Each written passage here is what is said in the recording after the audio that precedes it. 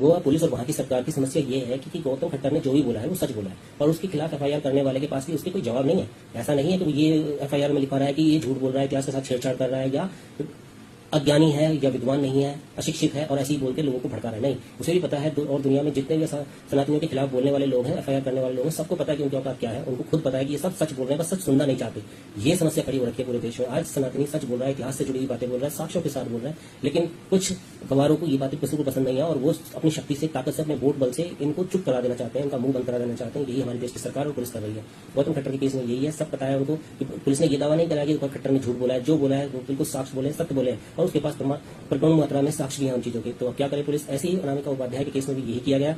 उसने भी सारा सच बोला, लेकिन सच के खिलाफ अब सच सुनना नहीं चाहते लोग, इसलिए पुलिस जगह जगह ऐसे लोगों को पकड़ रही है। ये पुलिस नहीं कह रही है कि उसने झूठ बोला है। अनामिका उपाध्याय ने कहा 299 लोगों ने संविधान को लिखा था और उसके दुनिया भर के साक्ष्य हमारे पास रखे हैं, तो इसमें कोई झूठ नहीं है। जब 299 ने लिखा तो सम्मान भी 299 लोगों का होना चाहिए और नहीं तो फिर किसी का नहीं होना चाहिए। मैं ये बात नहीं मानती कि किसी एक इंसान को पूरा सम्मान मिले और उसको ही कह दिया जाए कि इसी ने संविधान लिखा था।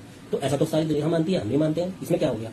और ये सच है, लेकिन इस सच को ये कहने की हिम्मत किसी में नहीं हुई कि ये झूठ है, कि अनामिका उपाध्याय ने झूठ बोला। ये नहीं कहा किसी ने। बस ऐसी देश के लोगों की आहत हो जाएंगी और भावनाएं, और कुछ लोग बुरे को बुरा मान जाएंगे। जब बुरा है तो सुनना पड़ेगा, सच आपको सुनना पड़ेगा और सच हम आपके झूठ को अपने सर पे लेके नहीं घूमेंगे।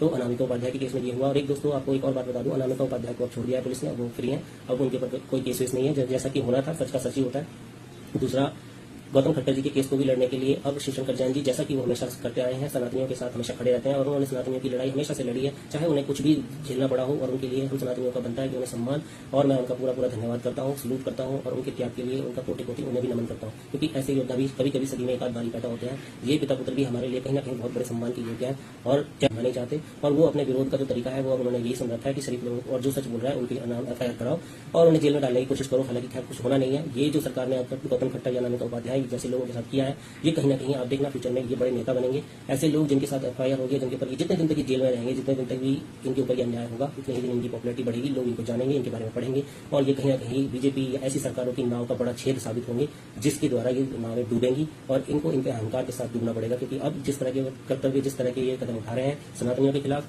ये एक तरह से विश्वासघात है। विश्वासघात को हमारे देश में सनातनी तो कभी भी बर्दाश्त करेगा नहीं। आज नहीं तो कल हर सनातनी समझेगा और समझकर इनको इनकी बातों का जवाब जरूर देगा।